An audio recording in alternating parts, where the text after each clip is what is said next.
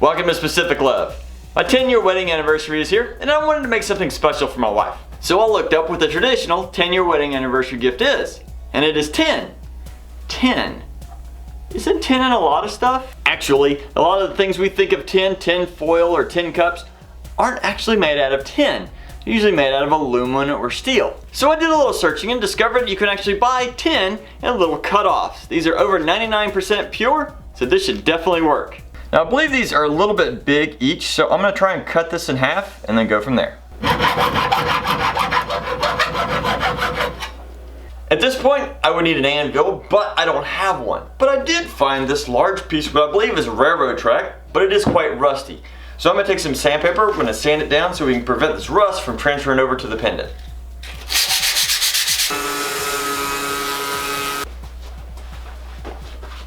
Now tin is supposed to be a relatively malleable type of metal, so we're going to try and beat it with a hammer and see what we can do.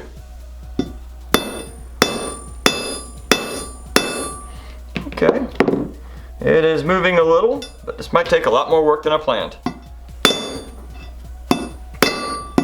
Alright, I've moved this whole setup to the floor so I don't beat up my table. Let's see if I can increase the hammer size, if I can make this work.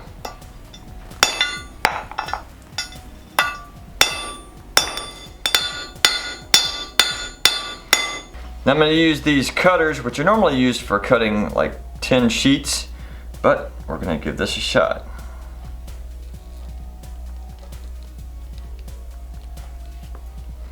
Okay, it's not easy, but it is cutting off nice chunks in a slow pace, but better slow than sorry. Now that we got the basic shape here, I'm going to use this blade to try and shave off a little bit more to make a true heart shape.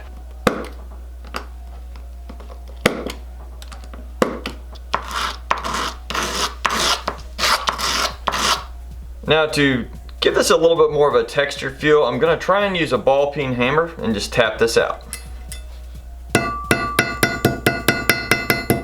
Now that I have the shape pretty much what I want, I need to make a hole right here in this side, so we're going to use the drill press.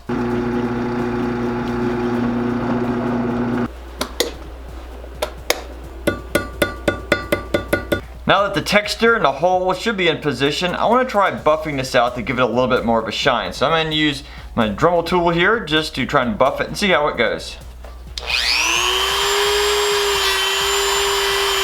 Now I want to put a 1 and a 0 on this heart, so I'm going to use this steel stamping set just to do that.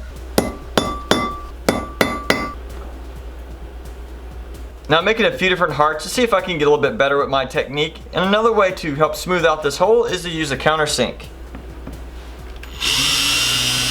Now to seal off the hearts, I'm going to use a 2-part epoxy, so let's mix this together and brush it off. To create a little drying stand for this heart once I get it fully coated, I use 3 drywall screws just through some scrap plywood, and it'll sit right like that. Now this is going on a little thicker than I was planning, but I'm hoping that as it sits on top of these screws, it will get a little thinner.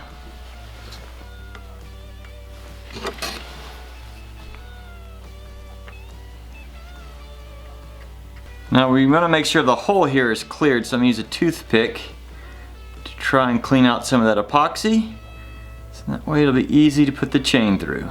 Now after giving the epoxy a few days to dry, I realized I ran into a problem.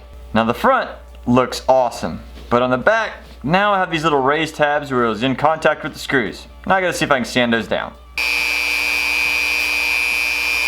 Now I got the tabs relatively flat, but it did leave some dull spots. Another way to prevent this in the future, instead of coating both sides at one time, just coat the back, give it a few hours to start to cure, then you can flip it over, set it on top of the screws, and then do the top. Then you shouldn't have to worry too much about it deforming the back. Now I've made another heart because I want to try something a little bit different to see if it's going to work. First off, I'm going to try some of this 5-minute epoxy to hopefully speed the process up. And 2, I'm going to try and add some of this black diamond pearl white. And that way it'll give it more of a little glisten to it.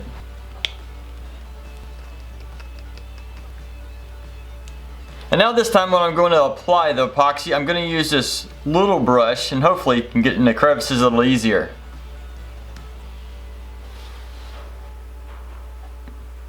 Now I've purchased a very small, supposed to be a 1mm chain that hopefully would fit through the hole, but looking at the little clasp right here and the little piece that goes through it, it's just a tad too big. So unfortunately I'm going to have to drill out this hole just a little bit bigger. Now I ended up making a total of 4 of these hearts, all from one solid piece, and some of them turned out a little bit better than others. So I'm going to let her choose which one she likes the best. And last but definitely not least, happy anniversary, honey. I love you. Thank you for putting up with all the time that I spend in the shop and away, and all the little things that you do over the years, and just things that I'm sure I don't notice, but that you do behind the scenes. Thank you so much. I love you. Happy anniversary.